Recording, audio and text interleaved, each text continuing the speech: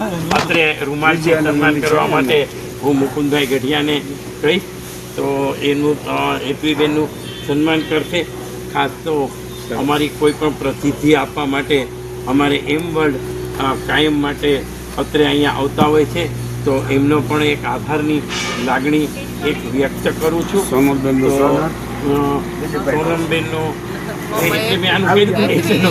હું હાજર નથી તો તમે લાપસી કરાવીને ખવડાવી દો.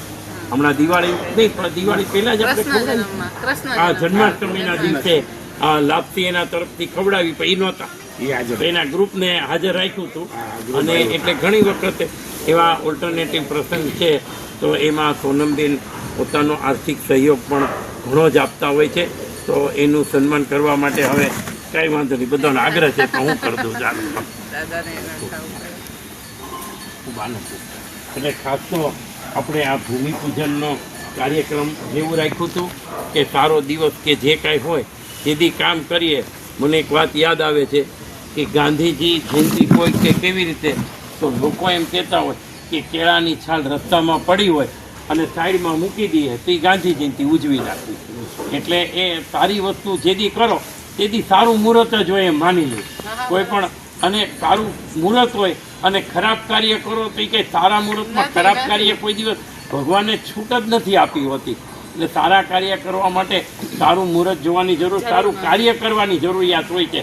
તો આ મુહૂર્ત આજે સારું છે તો પુનઃ આપણે ત્રિક્રમના 5 અને નહીં એક મિનિટ છગનભાઈને પણ હું વિનંતી કરીશ કે ભૂપતભાઈને કે પ્રસંગને અનુલક્ષીને અમને આશીર્વાદ આપે એવી મારી વિનંતી છે.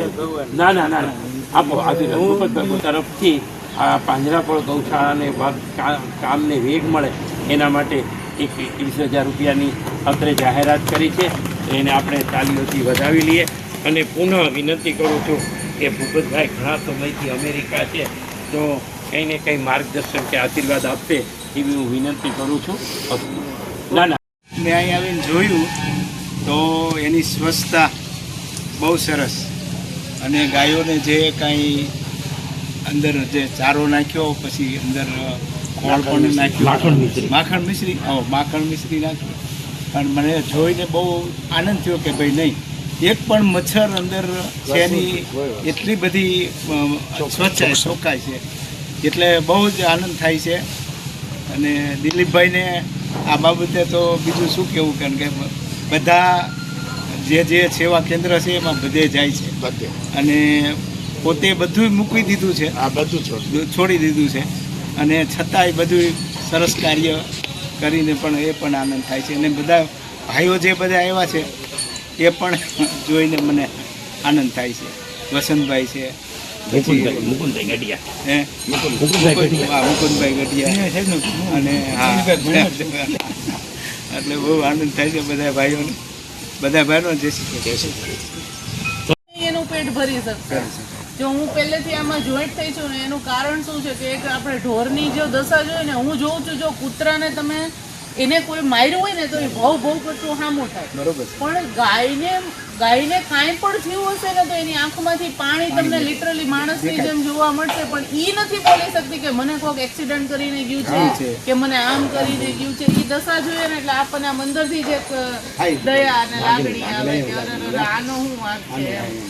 કૂતરા હોય તો હજી બટકું ભરી જાય. આ તો ગાયનું ક્યાંય એવું સાંભળ્યું કે ભાઈ ગાયે આવું કર્યું.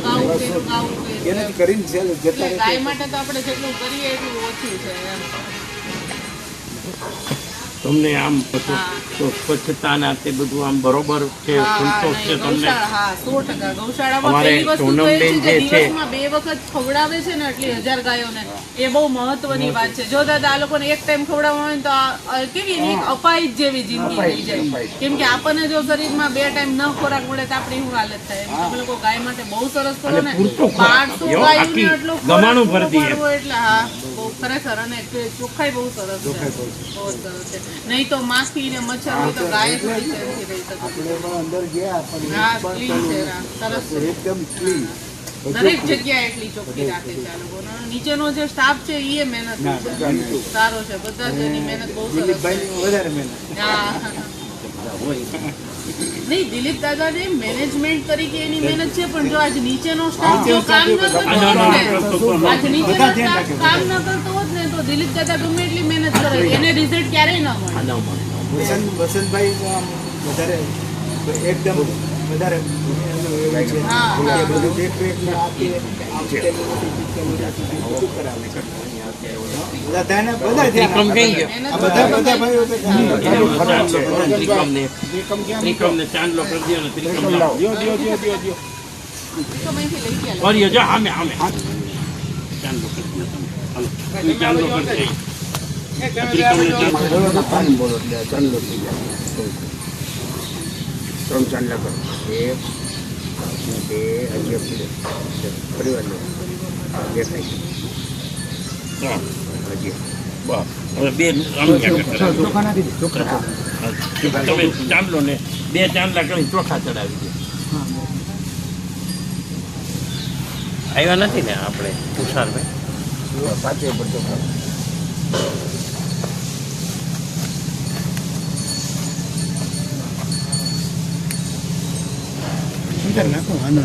બોલતી દ્વારકાધીશ કી જય, ગૌ માતા કી જય. હવે છે ને ઓલા પણ કીધું હતું ને ત્યાં એક ત્રિકોમ તમારા છે, એક મારી છે, એટલે કામ પૂરું થાય. તું અહીંયા આવતી ને બેટા. તું ધીરેથી કર. 5 કાકરના 2 રાધે ચાર. રાધે બોલતી ગૌ માતાની જય. ચાલો સરસ સરસ. બસ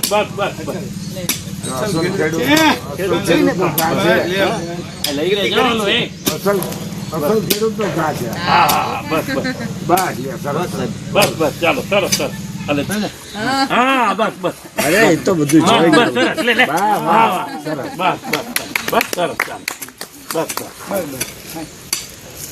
વાહ ભાઈ વાહ.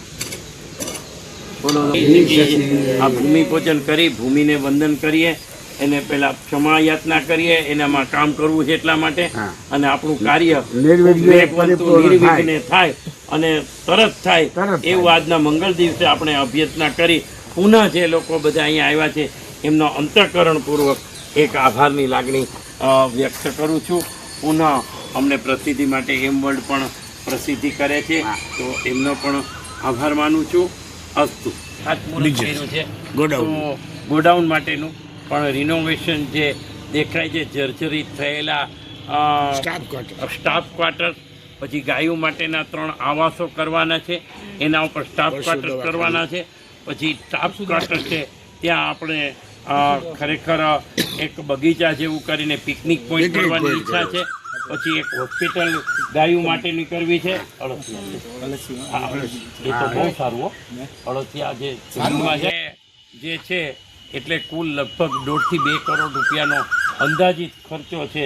તો લોકોને વિનંતી છે કે આવા કાર્યમાં આપ સહભાગી થઈ અને પુણ્યનું ભાથું કે જે પણ કાંઈ આપશો એ આપના ખાતે જમા થશે, અમારા ખાતે નહીં. અમે તો ફક્ત ને ફક્ત વહીવટ કરતા છીએ, એ પારદર્શક વહીવટ કરીએ એટલું જ જમા થાય અને નિમિત્ત કહેવાય.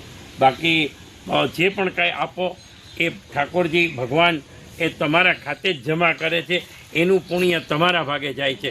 તો પુનઃ લોકોને વિનંતી કે આવા કાર્યમાં મદદ કરી અને પુણ્યનું ભાથું મેળવો. આપને પણ અહીંયા અમેરિકા જાઓ ત્યારે પાંજરાપોળ ગૌશાળાની આ સ્થિતિ છે જે એમાં મોટો ખર્ચો છે, તો ત્યાંથી પણ થોડી ઘણી કોઈને યાદ કરી અને રકમ આવે એવો પ્રયત્ન કરજો. તમે પણ તમારા સર્કલમાં કહી, સોનમબેનને પણ સર્કલ ખૂબ મોટું છે, તો એમાં પણ કહી અને આ કાર્ય વેગવંતુ બને એવી હું તમને બધાને વિનંતી કરું છું. અસ્તુ.